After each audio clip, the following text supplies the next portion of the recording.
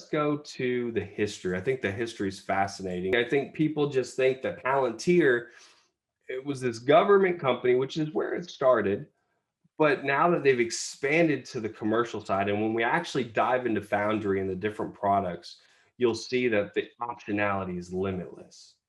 Um, but let's see where it got its start. And one of the cool parts about starting in government is they already have all the FedRAMP certifications. They've already proven they can be trusted. They have protection. They have security down. So when you have mission 5, I think level 5 clearance is what they have. They're going for 6 on SaaS. They are the most trusted SaaS company out there from a government perspective. So we look at here in the history off of Wikipedia. So take some things with a grain of salt, right? There, I'm sure there may be a couple of things not necessarily fully correct, but it should be 99% pretty accurate when we look here. And everything I saw here looked, from all the research I've done, accurate. So Palantir Technology is a public American company, software company that specializes in big data analytics, headquartered in Denver, Colorado. It was founded by Peter Thiel, which we already talked about, Nathan Gettings, Joe Lonsdale, Stephen Cohen, and Alex Karp in 2003. So they've been around. The company's name is derived from the Lord of the Rings, which we already talked about with Palantir, and these crystal balls that gave communication to everyone and see the events in the world. So the company is known for 3 projects in particular: Palantir Gotham, which is their government solution; Palantir Metropolis, which is their finance solution, which people don't really talk about too often. And some things, one of the things that shareholders don't like is that, and institutional investors, is that there's some things they're not sharing. But I understand that when you look at their clientele, there's certain things they can't share about on Gotham. There's certain things they can't share about in Metropolis. And then Palantir Foundry. Palantir Gotham is used by counterterrorism analysts at offices in the United States intelligence community and United States Department of Defense. In the past, Gotham was used by fraud investigators at the Recovery, Accountability, and Transparency Board, a former U.S. federal agency which operated from 2009 to 2015. So it's already at this point being used in some of the most highly secure areas within our government. Gotham was also used by cyber analysts at Information Warfare Monitor, a Canadian public-private venture which operated from 2003 to 2012. Palantir Metropolis is used by hedge funds, banks, and financial service firms. Okay, so once again, critical data that cannot be leaked out, that there's compliance regulations to meet, and they are trusted with this to protect. That gives me confidence as a shareholder that they're already breaking through some of the most secure industries that are so hard to get those certifications and compliances. Palantir Foundry is used by corporate clients such as Morgan Stanley, Merck, KGaA, Airbus, and Fiat Chrysler Automobiles. Palantir's original clients were federal agencies of the USIC. It has since expanded its customer base to serve state and local governments, as well as private companies in the financial and healthcare industries.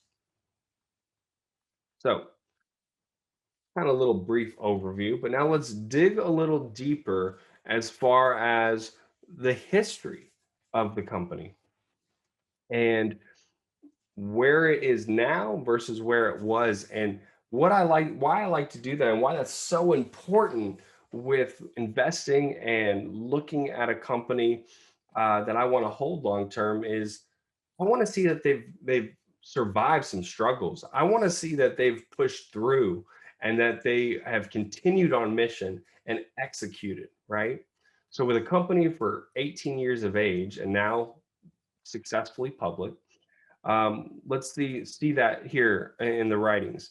So in 2003, 2008, in the founding and early years, though usually listed as having been founded in 2004, SEC filings state Palantir's official incorporation to be in May 2003 by Peter Thiel, which we stated earlier. And then we're going to say in 2004, Thiel bankrolled the creation of a prototype by PayPal engineer Nathan Gettings and Stanford University students Joe Lonsdale and Stephen Cohen. That same year, Peter Thiel hired Alex Karp, a former colleague on his of his from Stanford Law School, as CEO. So we have all these guys, bright minds at Stanford, and Peter is seeing that there needs to be a solution to solve for fraud recognition and dealing with what PayPal was experiencing.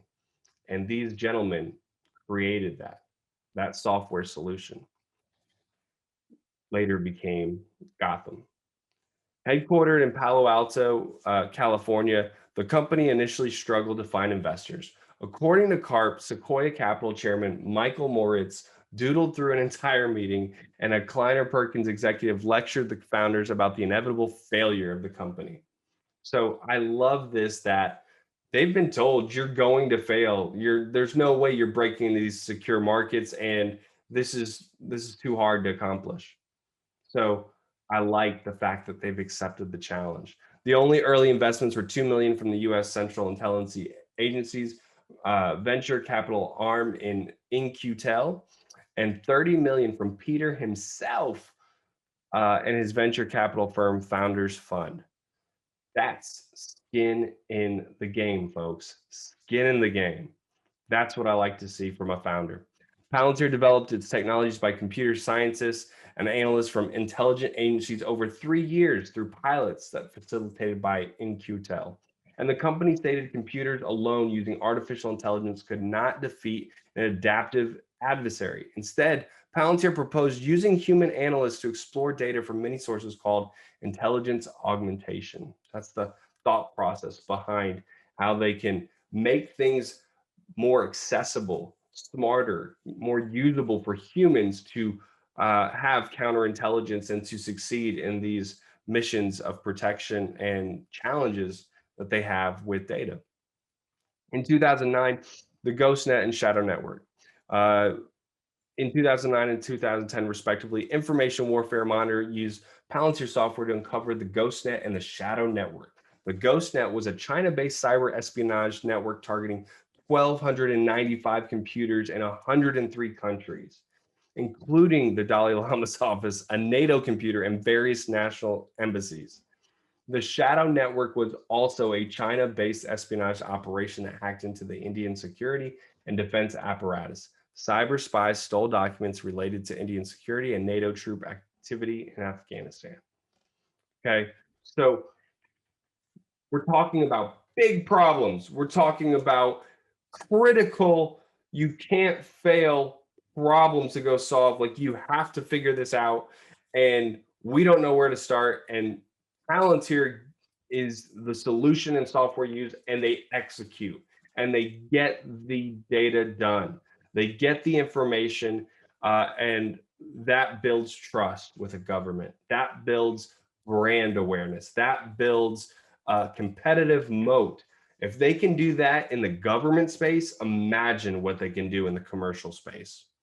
So then they expand in 2010 and 2012. In April 2010, Palantir announced a partnership with Thomas Reuters to sell the Palantir Metropolis product as QA Studio, a quantitative analysis tool. On June 18, 2010, Vice President Joe Biden and Office of Management and Budget Director Peter Orszag held a press conference at the White House announcing the success of fighting fraud in the stimulus by the Recovery, Accountability, and Transparency Board. Once again, big problems, Palantir addressing them. Biden credited the success of software Palantir being deployed by the federal government. He announced that the capability will be deployed at other government agencies, starting with Medicare and Medicaid. Estimates were 250 million in revenues in 2011. Once again, big challenges, going after it and solving it. So now they need additional funding in 2013 and 2016. So this company has had to go through some heartache. They've had to accumulate revenue. They've had to get funding to continue on and keep their data scientists happy, who are accumulating shares too through this whole process of this private company, and promise that eventually they'll go public. A document linked to TechCrunch revealed that Palantir's clients as of 2013 included at least 12 groups within the US government, including the CIA, DHS, NSA, FBI, CDC, and the Marine Corps, the Air Force Special Operations Command, West Point, the Joint and Provision Threat Defeat Organization and Allies, and Recovery Accountability and Transparency Board, and the National Center for Missing and Exploited Children. Wow. Those are some important government, military organizations that are protecting the freedoms of our country, and they trust Palantir. However, at the time, the United States Army continued to use its own data analysis tool. Also, according to TechCrunch, the US spy agencies such as the CIA and FBI were linked for the first time with Palantir software as their database had previously been siloed. So, once again, going back to the fundamentals and principles of data, and all these different organizations in the commercial organization, as well as governments, siloed data, different tools, different data sets, not being able to tie it all together into one pane of glass, into one living, connected tissue organism that allows me to make faster decisions and smarter decisions and impact is more divisions and more users on board. It gets better and better and better because that's the whole premise of artificial intelligence is the more data we gather, the smarter it should be, the smarter it should execute, and the better in truth and in context it should also be, if the machine learning and the algorithms are well done. So in 2013, Palantir disclosed over 196 million in funding, according to a U.S. Securities and Exchange Commission filing. It was estimated that the company would likely close almost $1 billion in contracts in 2014. Alex Karp announced in 2013 that the company would not be pursuing an IPO, as going public would make running a company like ours very difficult. So at that point, they were dealing with so much top secret stuff and didn't really know how to navigate. We can't go public. We're so wrapped up in revenues within the government and top secret stuff. How would we be able to disclose the value that we're bringing without divulging too much? In December 2013, the company began a round of financing, raised around 450 million from private funders. They raised the company's value to $9 billion, according to Forbes, with the magazine further explaining the valuation made Palantir among Silicon Valley's most valuable private technology companies. In 2014, Forbes reported that Palantir was looking to raise 400 million in an additional round of financing. And after the company filed paperwork with the Securities and Exchange Office, SEC, the month before, the report was based on the research by VC experts. If completed, Forbes stated Palantir's fund could reach a total of 1.2 billion.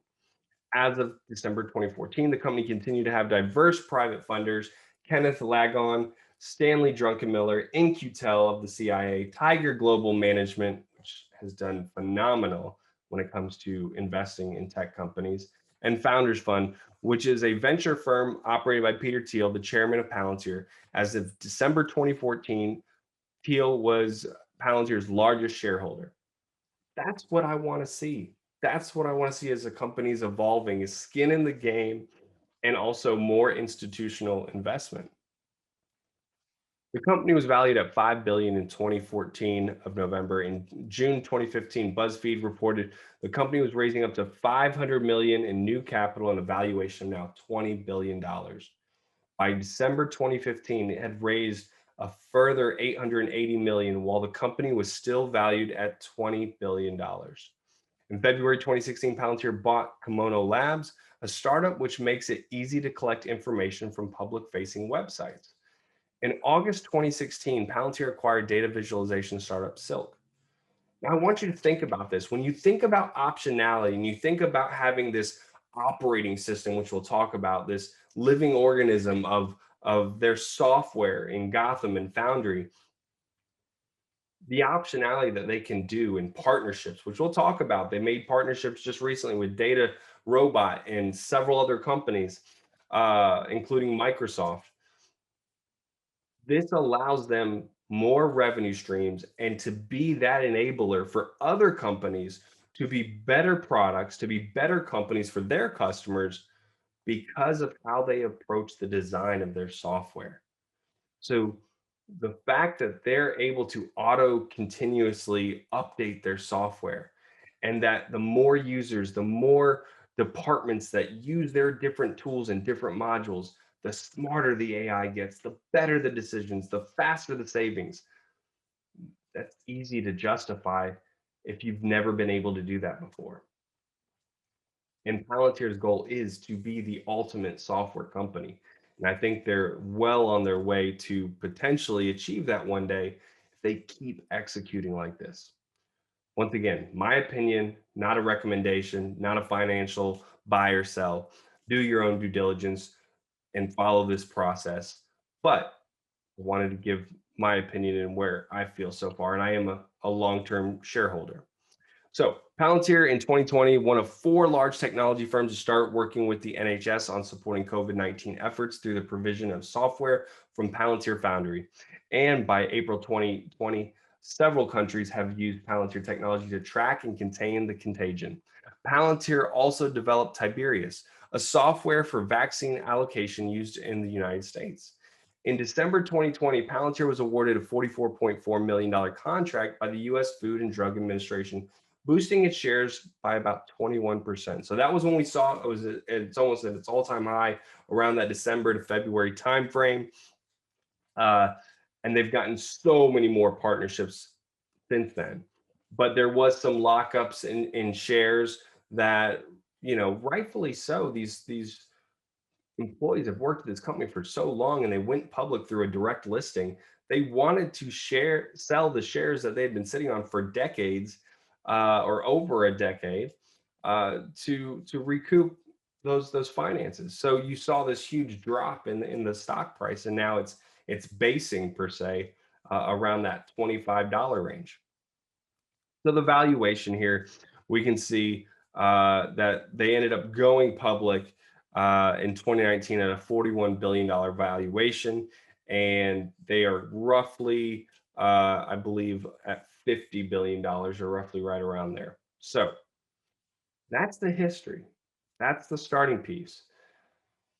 Investors sometimes don't like that they don't understand everything or not everything's disclosed. But what you can see is there's so many use cases on the website and the different products and the type of customers they have. They have 149 customers and they're doing $1.2 billion on annual revenue. This company has so much potential that we're going to deep dive into. So this concludes part one.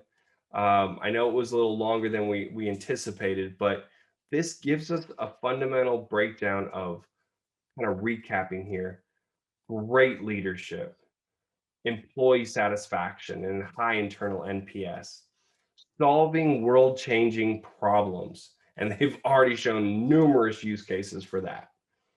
High security clearances, getting into the hardest compliance regulations and supporting that, and having those relationships and the government and the public sector, and then growing and being able to raise financing and go public after really focusing on making a great product for over 18 years.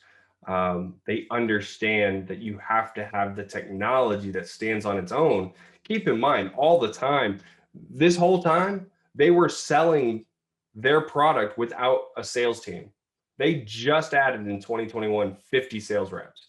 That speaks so many volumes when you talk about the quality of a product. And even Alex talks about it.